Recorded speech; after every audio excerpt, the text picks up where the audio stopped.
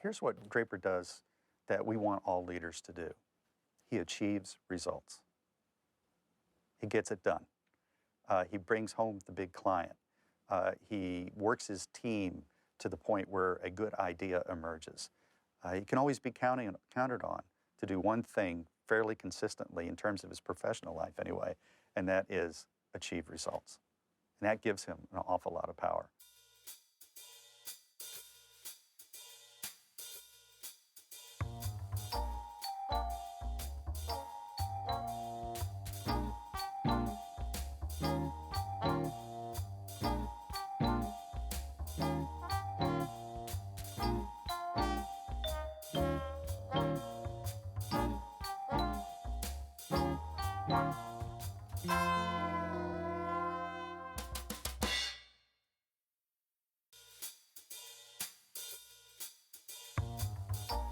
It's not only about what you do, it's about who you are.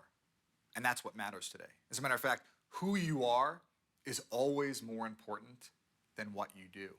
I personally think getting to know who you are is your access to making things change, right? There's certain things you love about yourself, and then there's certain things that you don't love about yourself. But you have to be able to answer that question honestly. And most people actually can't. And then most people also don't do a very good job at, what do you think? To our clients is to brand our clients' products, and that requires that we brand ourselves. It's even more critical that Larry and I brand ourselves because our names, we have to communicate these values precisely and concisely and be true to what they are. Well, if you're going to influence others, which is at the heart of the leadership process, it helps to understand what your own preferences are, your own predilections, the things that push your buttons and flip your switches. And that's important because self-awareness plus self-control is a key to effective leadership practice. Let me remind you, safe and reliable would make me doze off. So there's two components to refine and develop yourself. There's what you do, which is a strategy, and then there's who you are.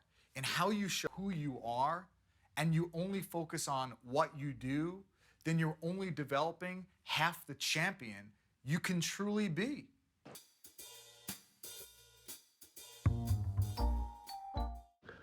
I sell products, not advertising. Advertising is a very small world. The day you sign a client is the day you start losing them. There has to be advertising for people who don't have a sense of humor. The most important idea in advertising is new. Creates an itch. Most ad men believe that clients are the thing that gets in the way of good work. I've never experienced that. Brass tacks, who buys this? Some woman. Your girl or your mother will pick this up walking through the grocery store or the druggist. We should be asking ourselves, what do women want? You are the product. You feeling something. That's what sells. Not them. Not sex. I have to know my business. I have to learn my business. Advertising is like going to school. You're learning every single day. You're learning about products. I know probably more about laxatives. I know probably more about banking. I know more about Honda cars. I know more about Toshiba television sets. You never stop learning. Knowing the product or service you're offering. That means knowing your business. It means knowing your customers. Know your business. It also means knowing how your customers buy. What's their buying process like? How do they make decisions? What's their biggest challenges and concerns? How do they make a purchasing decision? That's knowing your business. So who the customer is, no doubt. We have to know who the competitor is that's trying to intervene. You need to know the client. You need to know the values of that client. Know your client, know what your agenda is. So the more you know all of those answers, know your business, the more you can direct yourself, the more powerful you can be, the more simple you can make it. Customers, your employees, and knowing what drives them, knowing what makes them successful, knowing what success looks like.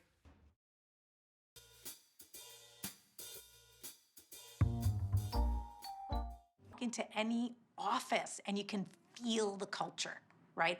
Everybody's scared, everybody's intense, everybody's a little too laid back. Like, what's going on here, right? So there's culture, and culture has everything to do with who's ever in charge, whether it's the queen bee, like, how's the ship running over here? To make a great culture, you need to have people really chasing something, right? Like, everybody, come on, you're great. It's a team. And to keep that team atmosphere in a group, you have to be acknowledging people in front of each other. You have to be holding out carrots like bonuses, right? Or even a free lunch. Like the smallest thing, even if you're a little business, giving someone the free lunch this week because they did a great job makes everybody To begin to understand at some point that it's not just about them, that there's a collective enterprise. So what good leaders do is they harness the human capacity of the people in the team and in the organization. That's essential to good leadership. So recognizing the various talents on the team, trying to develop those talents, ultimately, in the best case, good leaders produce other leaders. So they bring people along, they develop, they teach, they mentor, they direct, they coach. Those are good behaviors for people that are in charge of teams, because people who receive that kind of investment tend to be loyal, they tend to develop attachments, they tend to embody organizational goals and objectives, and that takes people from mere compliance to purpose and commitment. But creative's job is to hold on to what we have. That means clients' ideas should seem better than they normally do. For the next few weeks, the only words you know are yes, sir. Yes, sir. That means, Stan, you babysit that Samsonite shoot every day. And Peggy, the Playtex presentation is still set for tomorrow. I'll bring in my notes. I can prep you in 10 minutes. No, you're still gonna do it. It'll look desperate if I'm suddenly involved. So what about it then? Be successful. I remember a story recently after delivering a management program where one of the managers came to me and shared a story of a contest that she had for her sales team. And the winner won a $5,000 bonus for the month. Now, she was very proud of this one salesperson who won this contest. And she remembers handing this salesperson her check. And she also remembers the salesperson not being very excited to get a $5,000 check. So she asked, wait a second, aren't you happy that you won? And she said, yeah, I'm happy I won. And the manager said, well, aren't you happy you're getting $5,000 extra for the month? And the salesperson said, no, that don't get me wrong, I appreciate that, and that's really good and certainly helps to make more money. And the manager said, so what is it? And the salesperson said, well, to be honest with you, I would trade in this $5,000 check to you right now for you to acknowledge me in front of the team. What was important to that salesperson was the recognition of her peers that she was the best on the team. And that was worth much more to her than $5,000. Now, it wasn't so bad.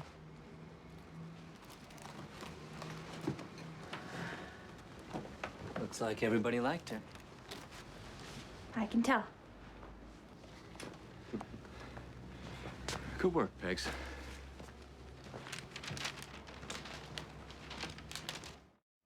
When you look at a Buckeye football helmet, there's all kinds of Buckeyes on the helmet, because that's the reward system that coach chose to use.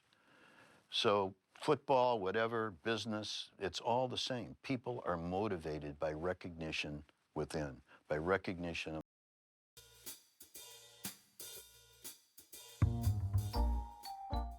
are the fuel of greatness. What makes them dangerous or makes them successful is all about how you as the leader set and manage those expectations. That will define success or failure.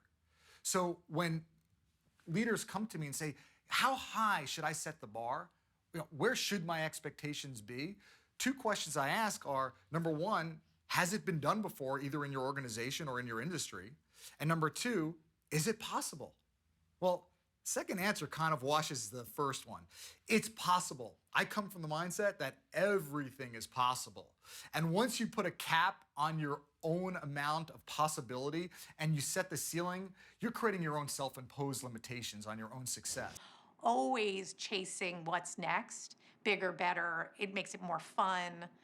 right? So there is no limitation to expectations being a good gauge for you to chase what you're going for in your life, right? So I love that use of expectations. So you will always find me wanting to know what's next. That is a great addiction for business, like to always be like, okay, now what? Motivate people.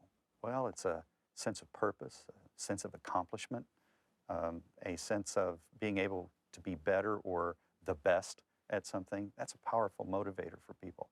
It takes them beyond mere compliance and takes them to a real level of commitment toward the goals and the values of the You organization. have to dream for your clients. You have to have high expectations. You have to. We just got a car account.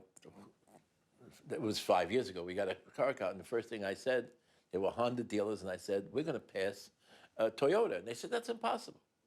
And I said, no, we're going to pass Toyota. And within a year, we passed Toyota. Never rest on your laurels. Never have accomplished enough. It's good.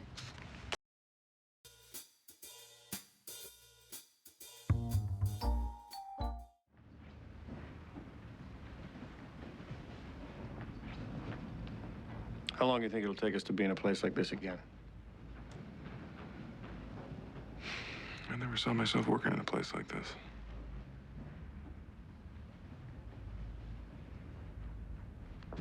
Every great leader has a vision. After all, that's your North Star. It's your guiding light. Vision is critical for every leader to have, not only for them to possess, but for them to share their vision with their staff as well as with their clients. If you're, let's say, me, creative director, and I got the creators of the particular ad, clients are won and lost over that. Toughest question there is. Sit down. No. Not until I know I'm not wasting my time. It's a fine line. Sit down. That's the most important question in the history of advertising. Right there, right at the spot where it's like, am I pushing it or do I concede right here, right? Like, and is a leader someone who pushes it to the end, or do I know when to reel it back? If people are not bought into your vision, we need to think about how we're communicating that vision and what we need to do to communicate that vision in a way that our people and our customers truly need to hear it. And therefore, there might be a proclivity to give the client what they want versus what we think is right for the business. Larry and I have looked. When you compromise your standards, especially when working with a customer, you wind up creating the problems that you want to avoid the most. Ever at a point where you compromise that vision? I say no. There's never a point you compromise your vision. Because when you compromise your vision, you wind up compromising your standards. You wind up compromising what you know is best and right for you. To me, your vision is what burns deeply in your heart. And that is something that drives what you do every single day. You have to see the brass ring coming, and you got to grab it. And a lot of people back off. Maybe they don't want the responsibility. Maybe they got other things to do at night. In all our lives, I think a brass ring comes around the bend, and you grab it or you don't. That can change your whole life. So one thing I've identified is the brass ring a couple of times, and it's meant everything.